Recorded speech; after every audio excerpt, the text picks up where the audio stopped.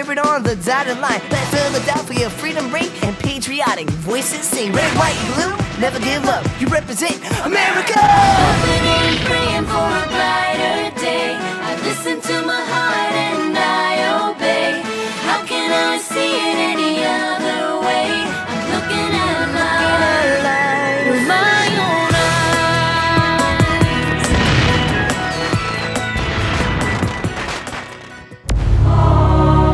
Here are some exciting scenes from today's episode of Liberty's Kids. As of 2 months ago, we are the United States of America. There will be no turning back from that. He's a spy! You're a spy!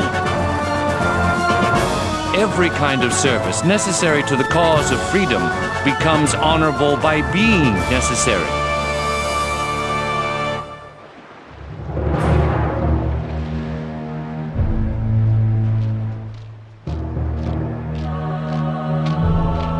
New York City is teeming with His Majesty's troops. The tension here is excruciating. It has been over a year since the rebellion began, and General Washington has been retreating from Manhattan as it burns behind him. Still, this beautiful autumn evening finds me full of hope. Congress has appointed a committee to meet with Admiral Hale, commander of His Majesty's Navy. Their subject, peace. This esteemed committee is composed of Mr. John Adams, Mr. Edward Rutledge of South Carolina, and, not surprisingly, our own Dr. Benjamin Franklin. My prayers, dear mother, are with them.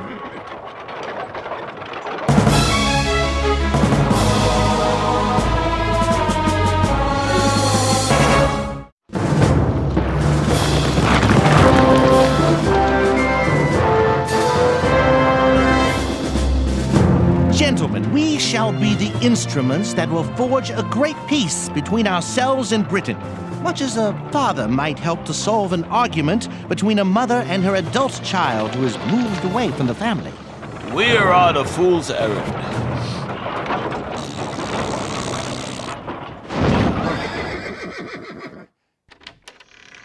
Gentlemen, I am honored by your presence.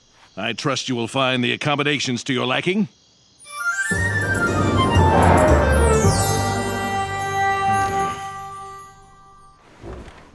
It is my belief that Admiral Howe has not been given the power to offer us anything. It is also my belief that we must not offer him anything. Don't shut the window. We shall be suffocated. But the evening air! My cold, Doctor! The air within this chamber will soon be, and indeed is now, worse than that out of doors. Come, I'll convince you. I believe you're not acquainted with my theory of colds. I have read of your theory, but I've always thought it incorrect.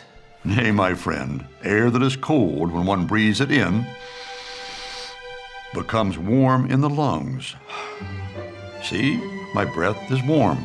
Yes, I see. It will soon be widely recognized as a truism. Cold air, in fact, is a benefit to a man suffering from the common cold. And the proof is in the pudding.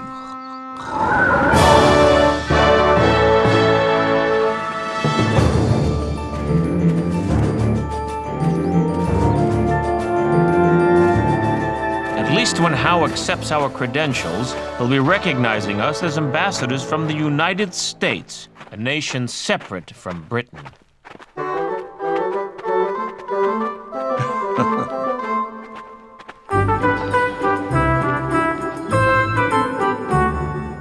Do you think General Washington has a chance to win back New York? No idea. But if I was 40 years younger, I'd sign up to help him. 30 even. 20. 10. There's nothing exciting happening here. I know. A worm! I do wish Dr. Franklin had let us go with him to Staten Island.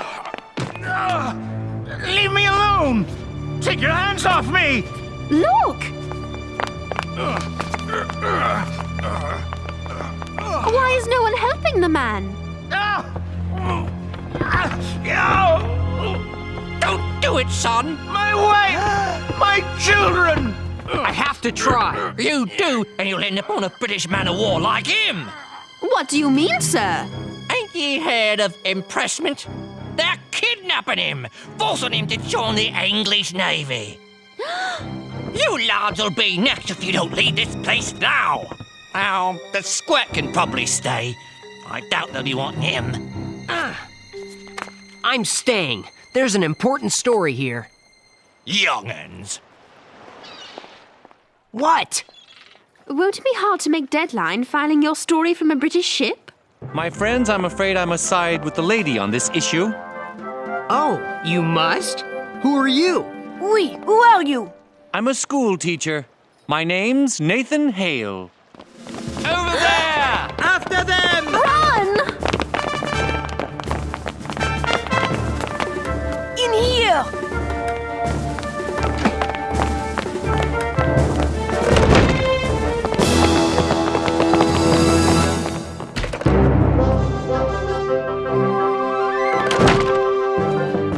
That was quick thinking. What's your name? Henri Lefebvre, patriot.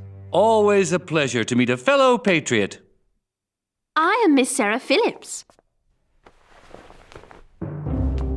I am honored, Miss Phillips. Oh, brother. Mr. Hale, it is a pleasure to meet a man of such high breeding. A rare pleasure. So, Nathan, what's a highly bred school teacher doing wandering around the docks in wartime? One never knows where one might find a job. What do you teach, Mr. Hale? Why, I teach... I cannot lie to a lady such as yourself, Miss Phillips. I am in the employ of General George Washington. I knew it was something like that. You will, of course, repeat that to no one, as my mission is quite secret. He's a spy! You're a spy! I must embrace you! I'm a journalist, Nathan. What's your mission? I won't publish till you complete it. I'm sorry. I've told you too much already. I must go. I must say I am shocked that a man of your station would take on such a vile duty as spying. It is a role most unworthy of a gentleman.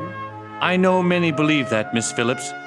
But every kind of service necessary to the cause of freedom becomes honorable by being necessary.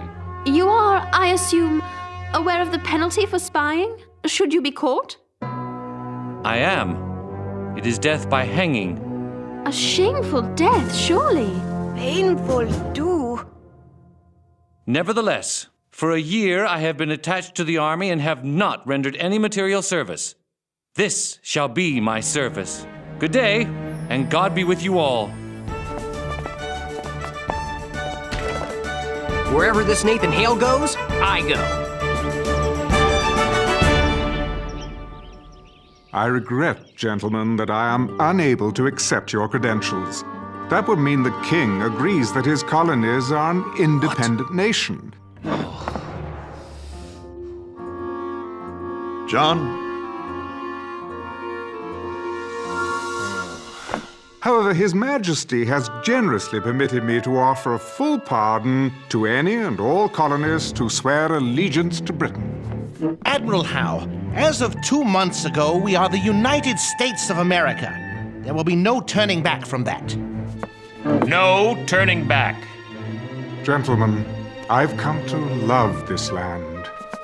I feel for America as for a brother, and if America should fall, I would lament its loss like that of a brother. We will do our best to save your lordship from that pain.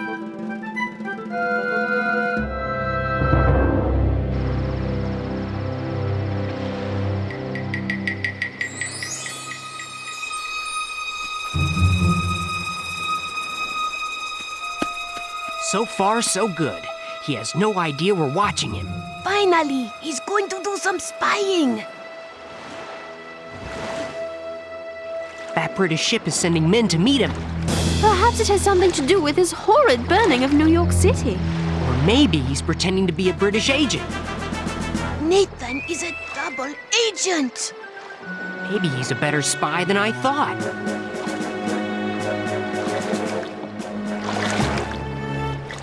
Hello, patriots!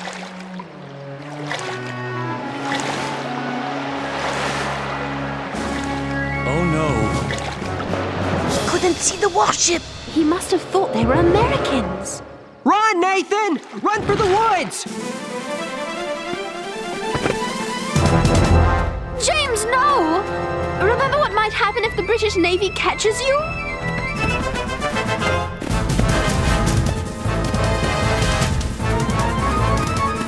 Nathan!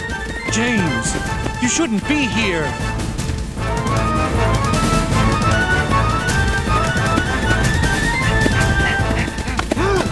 Oh no!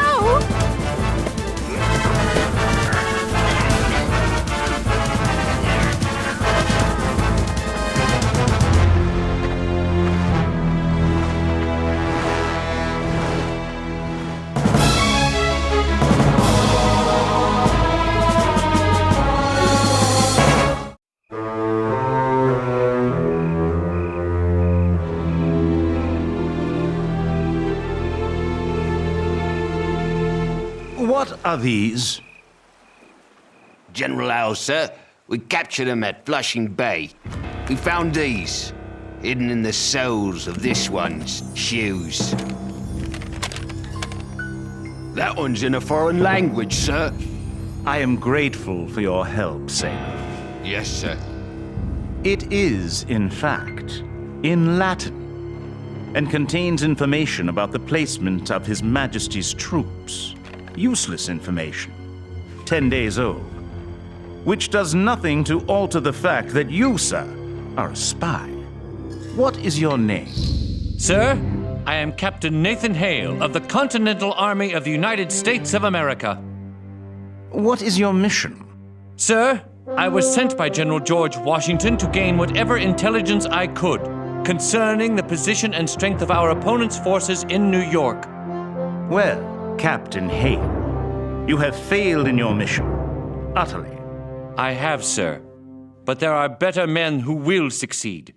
Forgive me, General, but one day soon you will have to take your leave of this fine mansion on the bay.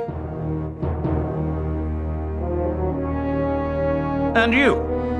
Are you a spy too? No, sir. We found this on him, General. A journalist for Dr. Franklin. Go, return to our friend. Excuse me, General, but I want to stay here to report this man's story. Leave now, young man, while you still can. I think the American public ought to know how King George deals with spies. You don't have anything to hide, do you, General?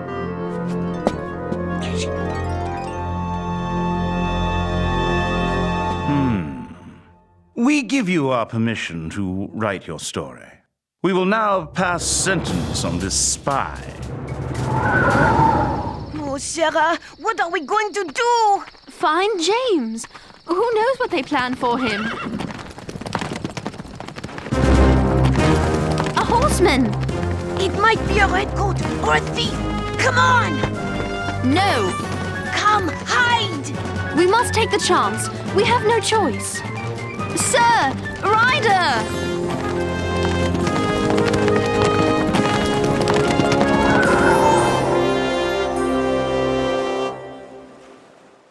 Captain Nathan Hale, for the crime of spying against His Majesty King George III, I sentence you to be hanged this very morning.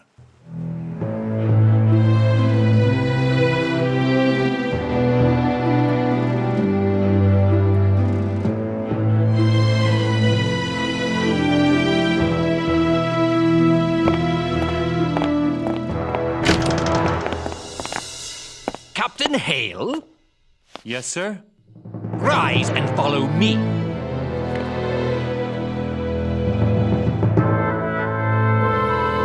Now! You too, journalist.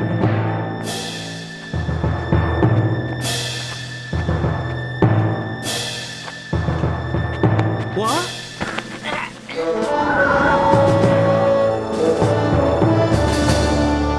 Don't worry, laddie. You'll calm down after 3 or 4 years at sea. Bless you, sir. The United States thanks you! Leave me alone! Let me go! Let him go! Please! And why should we let this little rebel go? Because they are going to be married. Yes, he is my fiancé. What's a high-class miss like you doing with a scruffy Yank like him? He's actually quite gracious and cultured when you get to know him. Him? Certainly. And my James does plan to join His Majesty's Navy. He does? But he must wait until we're married. It's very hush-hush. With all the tension in the city, can you imagine what the rebels would do to him if they knew he was to marry an English girl and join the British Navy? James loves our king so much. He's dying to join up, but he knows he must wait. Just a little longer, dearest. Hold on just a little bit longer. She telling the truth? Yes, she's my fiancée. We are very much in love. Please, sir, don't take my love away from me. Not now. Not after all we've been through. Please.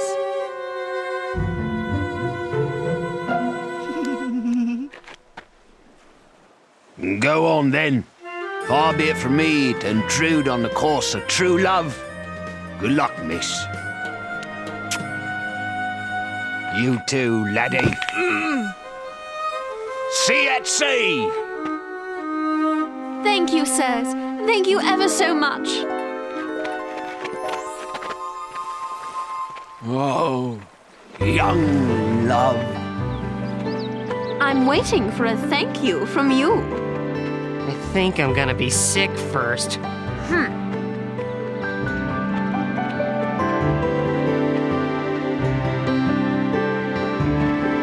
Please release my hand. That's the easiest thing anyone's ever asked me to do. So, when is the big day?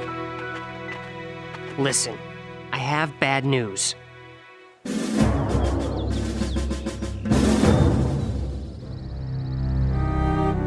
As you duly warn, I fear I am of too frank and open a temper to act successfully the part of spy. I hope you can forgive me for trying. And as for the method of my death, take courage and be not ashamed. I die proud, I die free, I die an American. Your loving brother, Nathan. Give me that.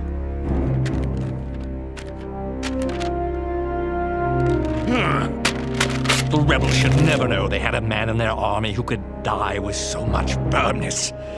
Are there other letters? Sir, I request to see a clergyman, please. Request denied. Sir, I request a Bible, please. Request denied.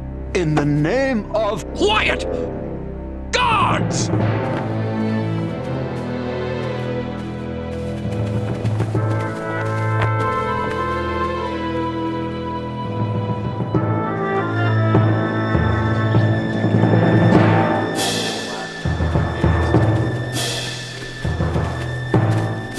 Execution party! Halt! Nathan! Does the prisoner have any last words? I do, sir. Speak them now. It is the duty of any good soldier to obey any order from his commander-in-chief. I have obeyed an order, and I am here. I am ready. To my foe, you soldiers of Britain, my brothers, I say may you be as ready as I to meet your end, in whatever shape it might appear. To my countrymen, old and young, I say, let us never lay down our arms until we obtain our independence. If I had 10,000 lives, I would lay them all down if called to it in defense of our glorious new nation, in defense of freedom. Freedom! I only regret that I have but one life to lose for my country?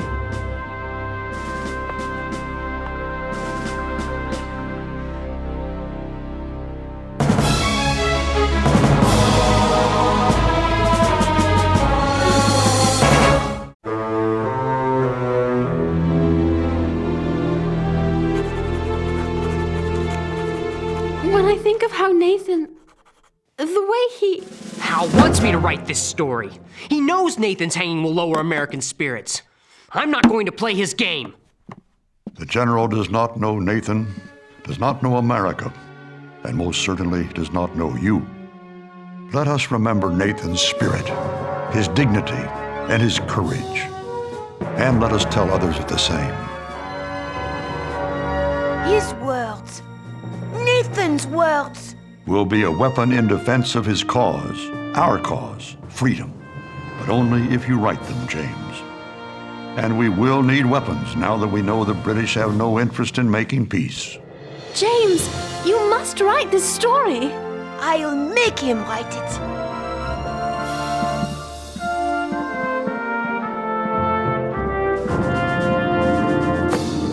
I shall help you. Nathan Hale did not die in vain. Surely it is our responsibility to search out the seeds of victory in defeat, in failure, and even in death. Dr. Franklin, will you do me a favor? What's that, my boy? Make sure my friend General Howe gets the first copy of this. That I will, James. That I will.